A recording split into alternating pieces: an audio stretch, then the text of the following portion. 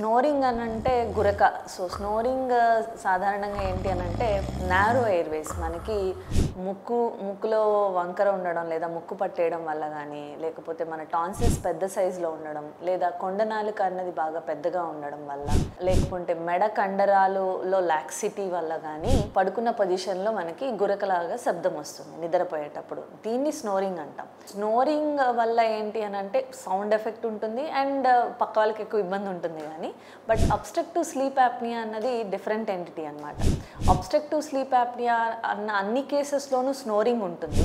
కానీ స్నోరింగ్ ఉన్న అందరికీ కూడా అబ్స్ట్రక్టివ్ స్లీప్ యాప్నియా ఉండాలని లేదు. స్లీప్ యాప్నియాలో ఏమవుతుంది అనంటే మన బ్రీతింగ్ ఏదైతే ఉందో అది 10 సెకండ్స్ పాటు ఆగిపోయి మళ్ళీ తిరిగి లౌడ్‌గా తీసుకోవడం జరుగుతుంది. అప్పుడు పెద్దగా గురకలాగా పెడతారనమాట.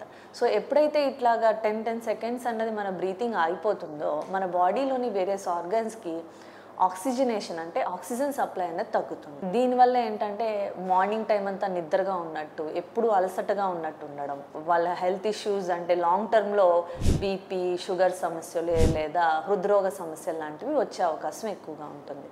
ఈ స్లీప్ యాప్నియా అన్నది ఏంటంటే మనం స్లీప్ స్టడీస్ ద్వారా రికగ్నైజ్ చేయడానికి కుదురుతుంది. సో, స్లీప్ యాప్నియా చేసుకొని వాళ్ళకి ఎంతవరకు ఈ అప్నిక్ స్పెల్స్ ఉన్నాయి, సివియారిటీని బట్టి మన ట్రీట్మెంట్ అనేది డిసైడ్ చేయడం కుదురుతుంది. సో, స్లీప్ యాప్నియా అన్న అందరికీ స్నోరింగ్ ఉంటుంది కానీ స్నోరింగ్ ఉన్న అందరి పేషెంట్స్కి కూడా స్లీప్ యాప్నియా అన్నది ఉండాలని లేదు.